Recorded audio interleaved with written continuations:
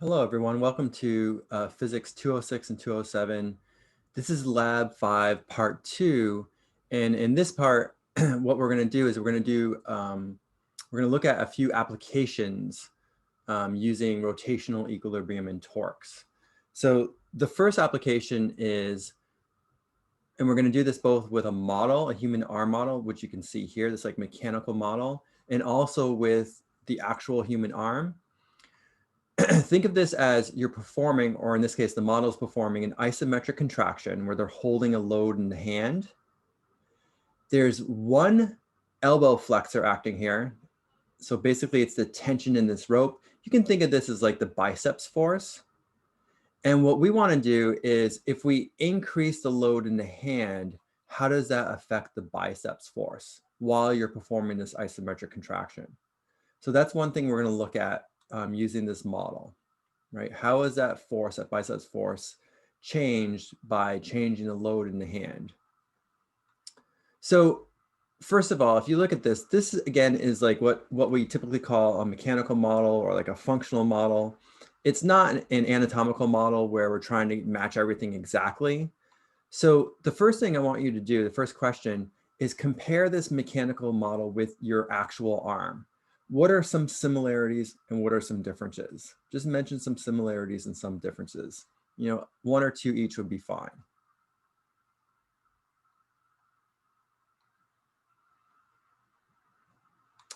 Okay, now assume that you are holding your upper arm vertical, right? Your forearm is a 90-degree angle to your upper arm, just like that mechanical model was.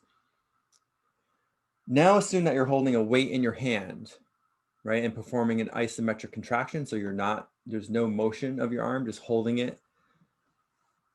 So question 2 is what muscle or muscles would you use to resist the load in your hand? Right, so you want to make sure you answer that. And in question 3, assuming that the biceps, and we'll talk about this later, we can only assume there's one muscle acting. I know there's several muscles that span the elbow joint, but let's assume that the biceps is the only muscle spanning the elbow joint. Assuming that the biceps is the only muscle force that acts as an elbow flexor, if you increase the weight in your hand, the weight of the load in your hand, how will it affect the biceps force? What do you think? Do you think the force will increase, stay the same, or decrease? And then we will look at the model. We'll actually perform this experiment and see what we get. But I just want you to predict what will happen. So as you increase the load in your hand, does that biceps force increase, decrease, or stay the same? Okay, now I want to actually go to the iPad and let's actually draw out a free body diagram which represents the forearm and hand, and we will actually derive an equation that gives that muscle force, the biceps force, in terms of the weight of the object. So I'm going to do that next.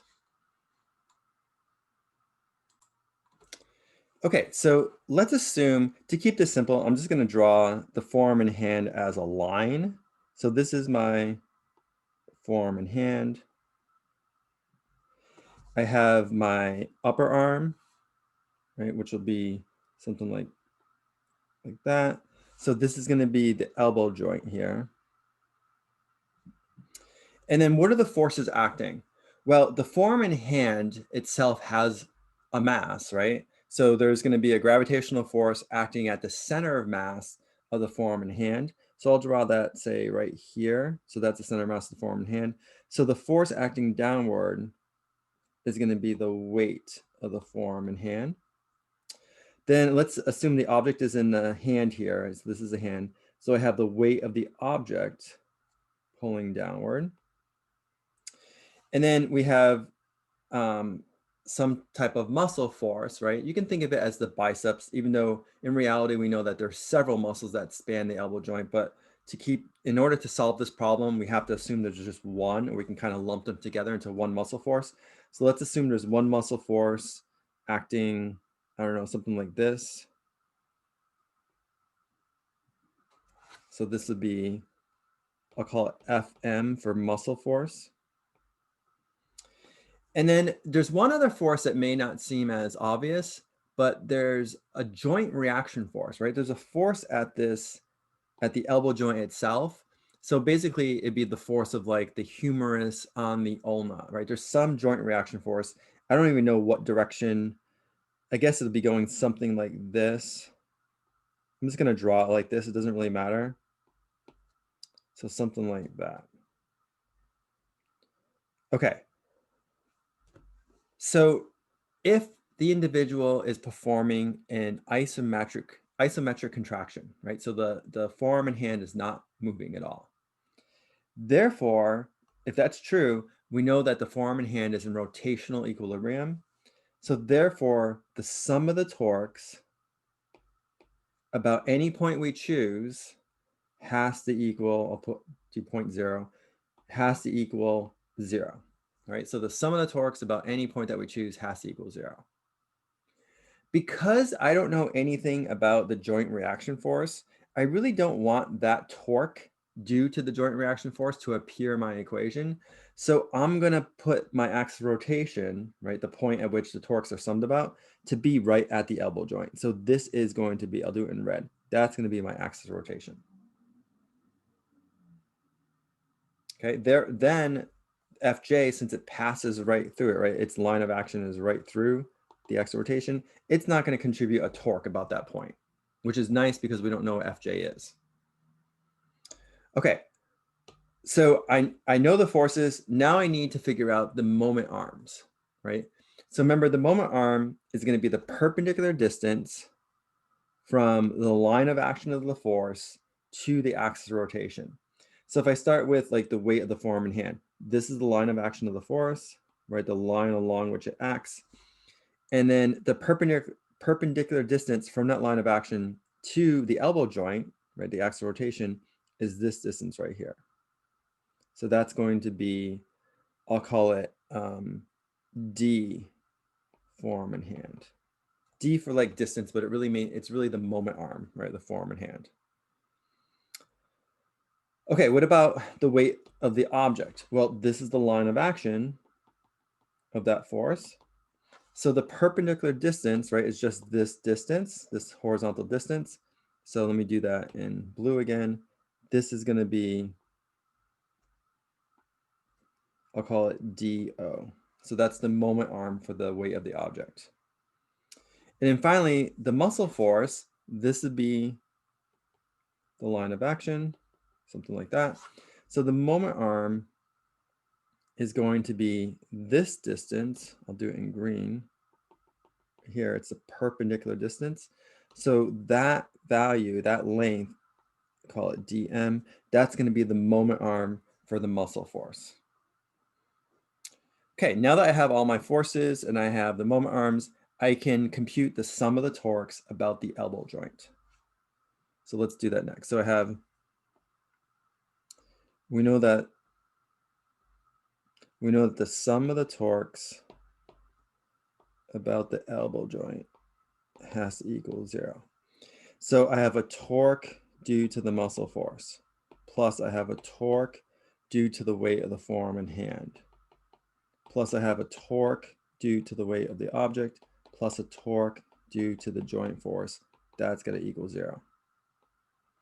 And we already know, because the joint force passes right through the elbow joint, this is going to be 0 itself, right? Remember, torque, just to remind you from the previous lecture, the torque is either going to be positive or negative, right? And it's the force, the magnitude of the force times the moment arm. Okay, so what is the torque due to the muscle force? Well, it's going to be the muscle force times the moment arm, which remember we call dm. And then how do I figure out the sign, whether it's positive or negative? Well, if you imagine that the muscle force is the only force acting, right? That we're only force acting, how would it rotate the forearm and hand? Well, about the elbow joint. So if you pull on that, right, then this is going to rotate in this direction. It's going to rotate counterclockwise. Therefore, by definition, counterclockwise is a positive torque. Right, so here, let me remind you of that. So remember, positive is counterclockwise.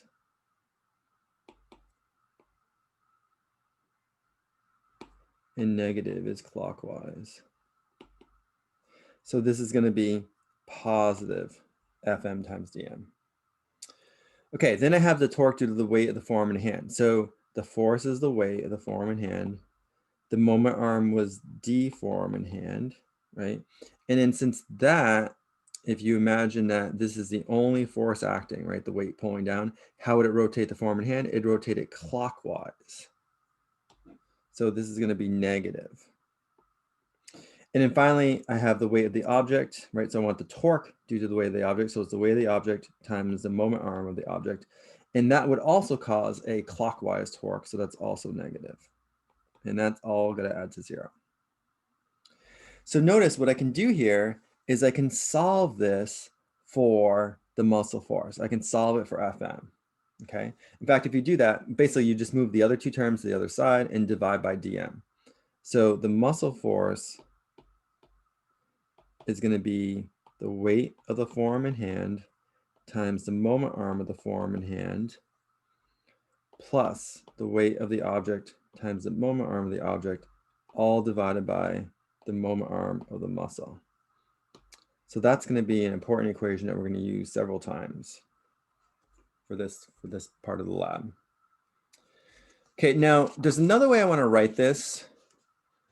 Remember, ultimately, when we look at that mechanical model, we want to determine what's going on, like what's happening with the muscle force as we change the weight of the object that's in the hand. So I can write this equation another way so I can see that relationship more clearly. So I'm just gonna, it's the same equation, I'm just gonna rewrite it in a slightly different way. So I'm gonna write this as, let me go back to this color. So F of M is equal to, so I'm gonna write this as dO over dm times the weight of the object plus, and then d form in hand over dm times the weight of the form in hand. Same exact equation, right? I just rewrote it a slightly different way. Why do I want to write it like this? Because this now has the form, right? This has the form y equals mx plus b, where the x, the input, is really our load in the hand, right? This is like the load in the hand. And the output, the y, is our muscle force, right? The biceps force. So that means the m, we can see the m here, is simply going to be the ratio of the moment arm of the object to the moment arm of the muscle. And then the b,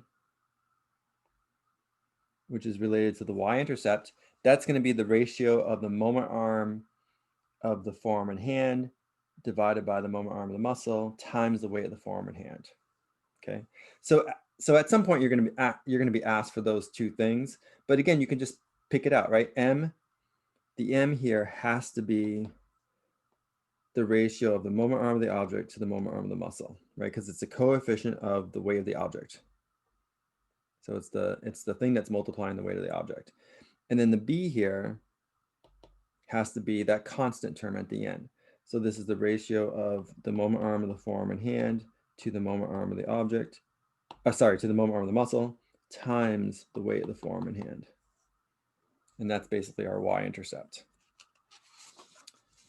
Okay, so again, we're going to use this, both forms of this equation in our lab. All right, let me go back to the lab handout. Okay, so in this table, the first column here, these are the masses of the load in grams that I placed in the hand of that mechanical model. So 25 grams and 45, 65, all the way up to 185 grams. So basically, if we go back to that picture, instead of attaching to the end, I just basically hung them from like a little hanger. So I put 25 grams, then 45, and so on, right? Hung it from the hand. And at the same time as I did that, I recorded what the force was from the sensor here. Remember, this is the blue force sensor. So that's measuring the tension in the string. So it's basically measuring the biceps force here in newtons. So if you go to the table, The last column here are those forces that are recorded in newtons, right, from that force sensor. So this is like the biceps force in newtons. All right, so question 4. First thing I need you guys to do is you need to find or calculate the weight of the load in the hand. We know the mass of the load in kilograms. Now we want to know the weight of the load in newtons. Well, that's no problem, right? Because remember, to figure out the weight of something, it's just going to be equal to mg, right? Mass times the acceleration due to gravity. But you have to make sure you're in the right unit. So the mass has to be in kilograms, and then g will be 9.8. So you have to first convert 25 grams to kilograms. So you could either divide by 1,000 or move the decimal place 3 places to the left, right? So it's basically 0.025 kilograms times 9.8. So this first value here is going to be, or second value, the first value is going to be 0, right? And when the mass is 0, the weight of load is 0. Second value here will be 0.245 newtons. So just calculate all of these. We want the weight of the load in newtons. All right, once you have that, then you're going to do, this is question 5, you're going to do a plot. So in capstone, you're going to plot weight of the load on the x-axis, so this is x, and biceps force on the y. Right? So remember, we just derived that equation, which gave the biceps force in terms of the weight of the load. Like the weight of the load was x, the input, and the biceps force was the output. Right? So we're going to do that plot. Once you do that graph, right, make sure you include it in your lab report. I want you to record, perform a linear fit, and then record the slope and the y-intercept. Okay, based on your graph, just by looking at your graph, explain qualitatively the relationship between the biceps force and the weight of the load. Like as the weight of the load increased, what happened to the biceps force? Right. And we already know, since I'm asking you to do a linear fit, it's going to be linearly related, but is it increasing? Is it decreasing? Is it staying the same? So as the weight of the load increased, what happens to the biceps force? Okay, question 7. This one I basically answered for you, and you could give the same answers that I gave on the iPad when I was explaining that equation when we rewrote it. What does the slope represent? Well, remember the slope, this value right here, should be the ratio of the moment arm, right, of the object to the moment arm of the muscle. And then what does the y-intercept represent? Well, it's going to be the moment arm of the forearm and hand to the moment arm of the muscle times the weight of the forearm and hand. Right? And we derived that earlier. So you just want to explain that. This is question 7. Question 8. Why is there still a biceps force greater than 0 newtons when the load in the hand is 0 newtons? So if you look at this first row here, right? The weight of the load is 0, but I'm still getting a biceps force, 3.49. Why is this not 0? So you want to make sure you explain that. Okay, and then going back to that free body diagram that we drew of the forearm and hand. Now we're going to plug in values. Okay, so assuming that the mass of the forearm is 0.1 kilograms, right? That of that mechanical model, so that metal form, let's say it's 0.1 kilograms. We want to ultimately calculate the muscle force when there's a load of 185 grams in the hand. So let me show you how to do that. It's basically the same thing that we just did, except we're going to plug in values now. So let me go back to the iPad to show you this. Okay, so this, again, I'll just draw the forearm and hand as a line just to make it easier. So this is my forearm and hand, my elbow joint. I have the biceps force.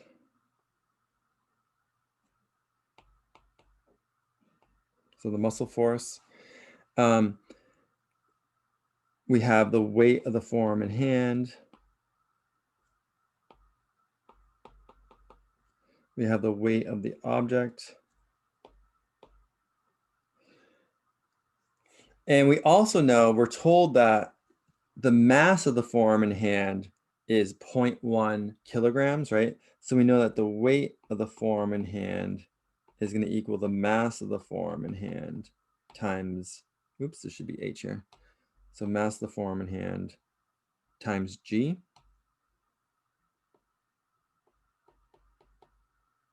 Right, weight is always mg.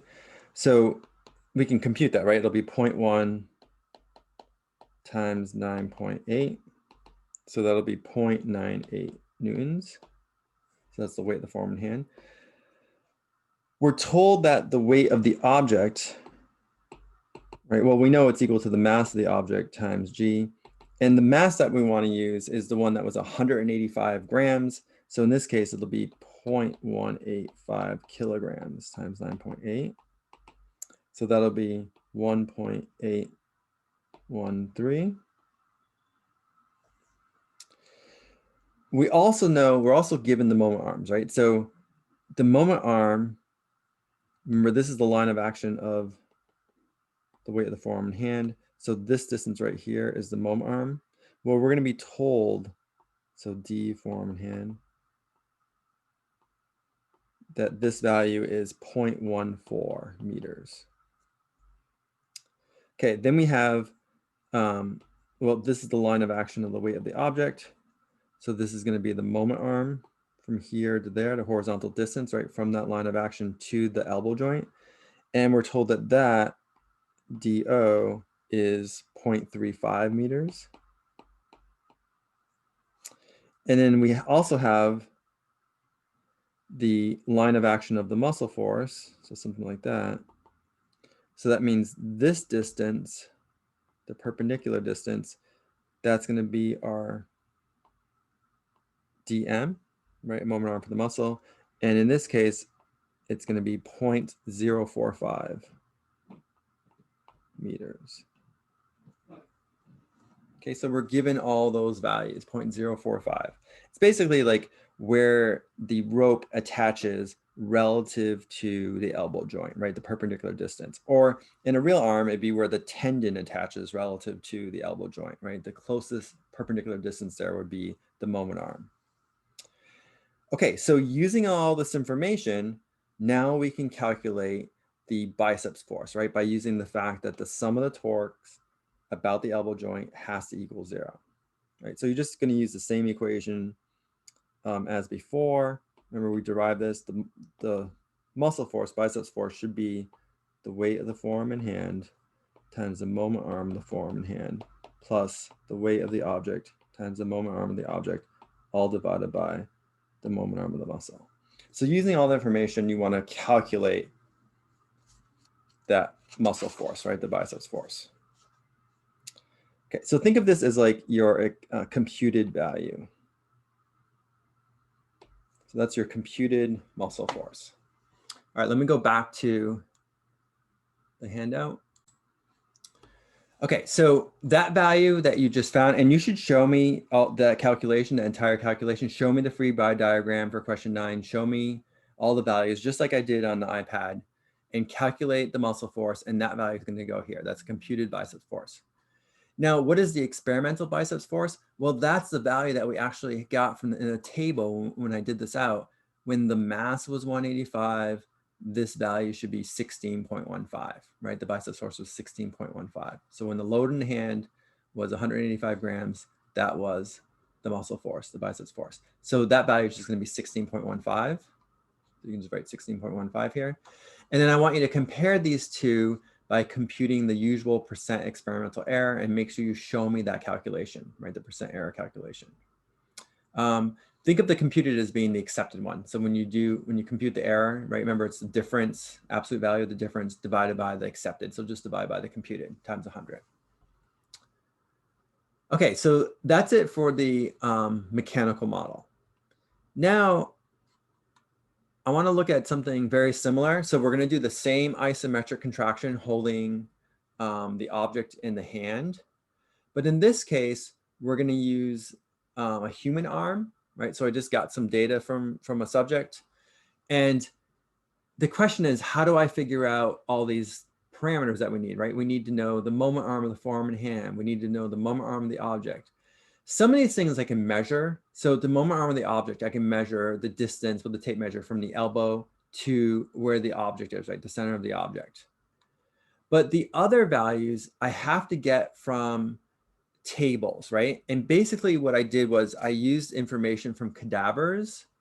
So I can figure out the mass of the forearm and hand as a percentage of the total body weight, or you could do the weight of the forearm and hand as a percentage of the total body weight. Or I can figure out the moment arm of the forearm and hand as a percentage of the length of the forearm. So I can maybe measure the length of the forearm from the elbow to the wrist. And then using cadaver data, I will know the percentage where the center of mass is going to lie. So I can get the moment arm for the forearm and hand. So basically for this part, we used cadaver data to get a lot of the data. Okay, I collected some of it. The other information is going to come from cadavers. So if we look at, this is the same exact model as before, right? The same mathematical model. Let's go to the table here.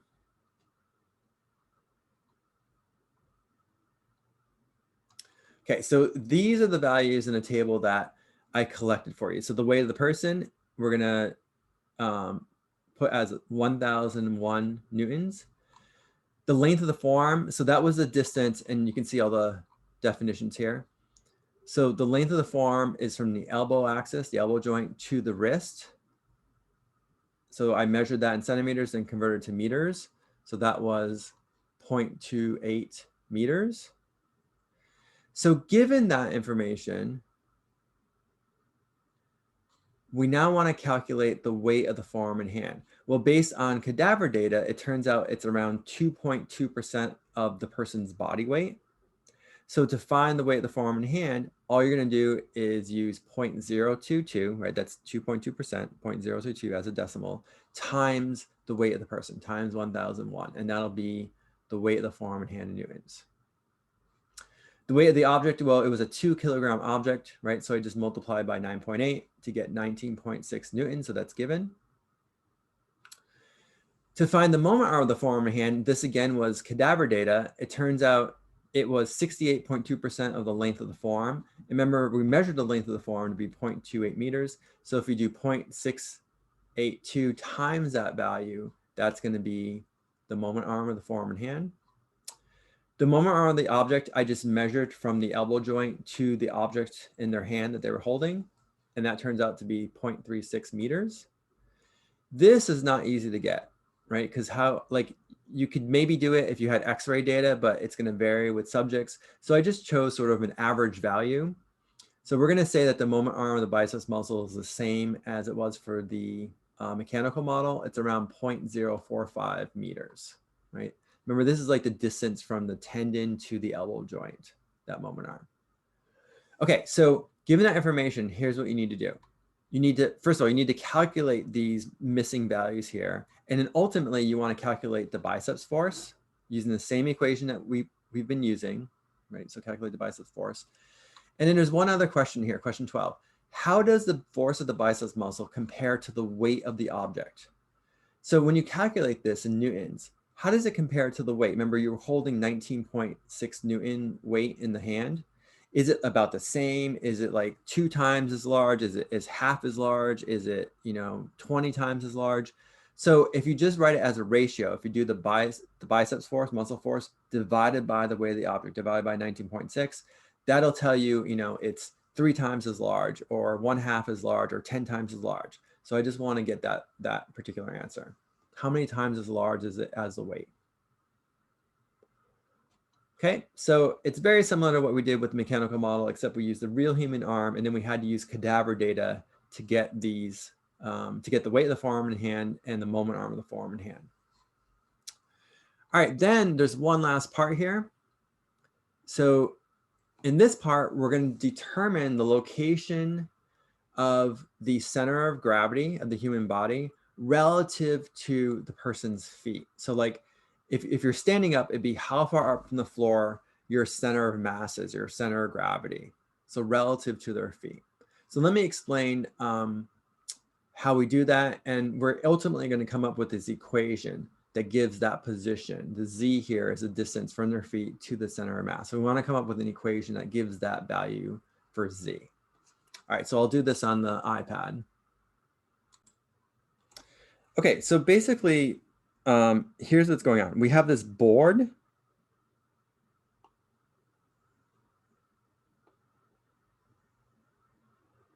it has these like two little knife edges, just pieces of angle iron. And one side is going to be on a scale. So let's say this is a scale. And the other side is just on a block, right? A block of wood. And then the individual is going to lie down. So something like this, where their feet are at the right knife edge.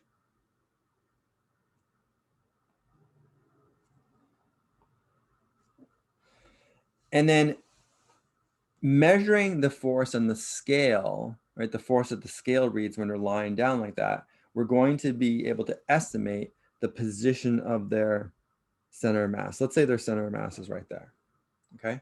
So first thing, let's draw all the forces acting on, basically we're going to consider the system of the board and the person to be one object, right? So all the forces acting on it. Well, we know here the scale on the left knife edge, the scale is exerting a force upward on that left knife edge.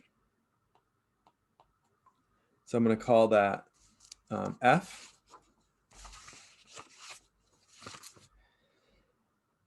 On the right knife edge, same thing. The block is exerting a force on that right knife edge. I'm going to call that P. Then we have the weight of the person. Well, that acts at their center of mass, right? So that's down, straight down towards the center of the earth, weight of the person.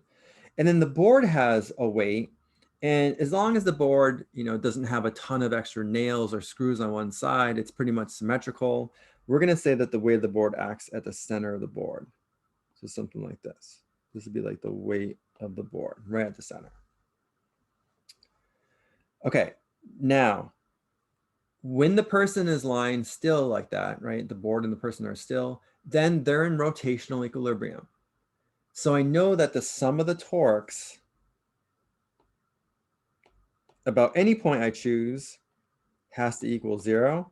But there is a point that I really want to use here because I can measure F, right? I can measure this value right here, F, because I can read the scale when they're lying down. I can measure the weight of the person. I can just weigh them before they get on the board, and we can weigh the board as well. So I know those three forces. I don't know anything about P here, right?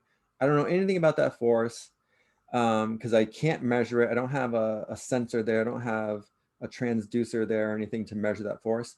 So I would like P not to appear in my torque equation. I don't want P to appear in my torque equation. So where can I put the axis of rotation so that P does not appear in my torque equation? Well, remember, right, if P passes through the axis of rotation, then it doesn't contribute a torque about that point. So why don't we put our axis of rotation right at the right knife edge, right here? Then P will not contribute a torque about that point, which is nice because I don't know anything about P and I really don't want it to appear in my equation. Okay, now that we have the axis of rotation, let's figure out all the moment arms. Well, the force that the scale reads, F here, this is the line of action. So that means the moment arm is simply going to be this. Let's see if I can fit it in here. It's going to be this distance from here to here, right? The horizontal distance. That's just the length of the board, right? So give that a name. I'll just call it L, I guess, in this case. So this is L. So it's basically the length from knife edge to knife edge, right? Then the weight of the board, this is the line of action of that force. So the perpendicular distance is again going to be just from the weight of the board to the right knife edge. And that's basically half the length of the board. So that's going to be 1/2 L, or write as L over 2. And then finally, the weight of the person, this is the line of action of the force. So the actual moment arm is simply from that to the axis of rotation, right? That perpendicular distance. So I'm going to call that Z. And ultimately, that's what I want to find, right? Because Z is giving me the distance from their feet to their center of mass, right? So it's how high up their center of mass is relative to their feet. That's what ultimately we want to find is Z. Okay, so let's do the sum of the torques now. So I have a torque due to the force F. I have a torque due to the weight of the person. I have a torque due to the weight of the board. I have a torque due to P.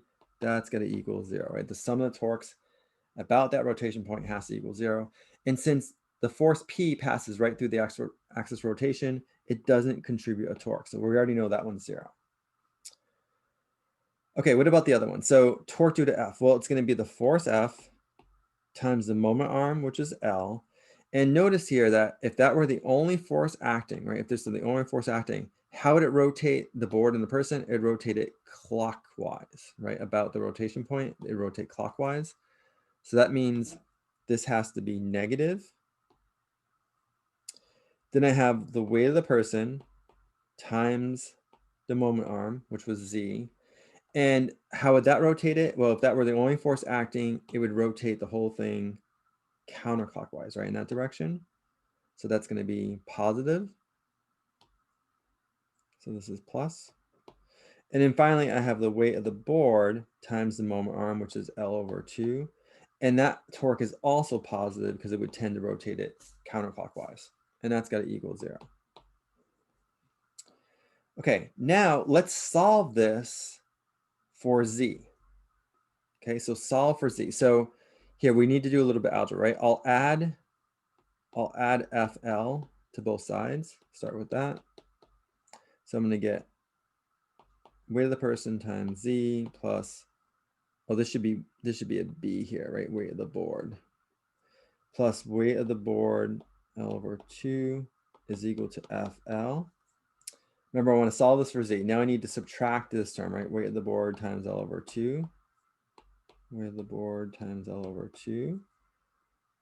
So I'm going to get weight of the person times Z is equal to FL minus weight of the board over 2 times L. And then finally, I can divide by the weight of the person. So I'm going to get Z is equal to FL minus weight of the board over 2 times L over the weight of the person. And just to clean things up a little bit, in the numerator, I could factor out the L. So I could write this as it's F minus the weight of the board over 2, all times L, right? Factor out an L divided by the weight of the person. And that's the formula we want to use to figure out the location of the center of mass, like the vertical location from their feet. How high up in their body is their center of mass? That's going to be the Z. It's kind of a funny set of units in this lab. The Z is going to be in inches. And the weights, because that scale is an old scale, we had to measure the weights in pounds. But then it's okay, as long as we're consistently using, the correct units, the Z will end up being in inches. Okay, so that's the equation you want to use. So let's go back to the handout. Okay, so for this, I found some old data that I had from 2 students. So typically we choose one male and one female, so we compare the locations of the center of mass later. So we did that, right? Weigh the person because we need WP. We measured their height, right? And that's going to be in inches, so everything's consistent. We know the weight of the board is 32 pounds. That's given to you. And we know the length of the board is 79 inches. That's given to you, right? So the only thing that we needed to measure was that force F that the scale exerted on the left knife edge while they were lying down. And that value is in the table. So I have all the values in the table here. So this is for the male subject. This is for the female subject. So what I want you to do is to calculate Z. So you can use that same equation to calculate Z for the male subject and for the female subject. Remember, that'll be in inches. All right, so this is basically question 13. So calculate Z, and then because we want to compare gender, we now need to represent Z in a relative way, so like as their percentage of height, because if we just compare the absolute Z's in inches, the difference may be due just because one individual is taller than the other, right? It may not have anything to do with gender. It may just have to do with the fact that they're taller. So if we represent them as relative measures, so to figure out this value, and this is the last part of question 13, you simply have to take the value z that you found divided by their height in inches and then times 100, and that'll be a percent. Like it might be 55% or whatever you get. It'll probably be 50 something percent. And the same thing for the female subject. So it'll be her z in inches divided by her height times 100, and that'll be z as a percentage of her height. And the last question is, were there differences between the male and female subjects? So by looking at the answer here, especially the relative measure, z as a percentage of height, were there differences? Okay, and then does that make sense? Right, was one a greater percentage than the other? And what do you know, like if you think about the general population, right, do you think males or females typically have a, let's say, lower center of mass or center of gravity, right? So you want to think about that. Now, of course, it really depends on the individual, right? It really depends on the individual, but if we look at the total population, there is a general trend, okay? So once you figure that out, you want to answer that question, question 14. All right, that's it. So again, the whole purpose of this lab was to at least show you a few applications of torque, like why torque is important, right? We can use it to estimate muscle forces. We can use it to locate the center of gravity of the human body. It really is an important topic in physics, especially if you're studying things like exercise science or physical education or, athletic training or PT, because you will encounter these things, right? So this concept is very useful. All right, great. Thank you.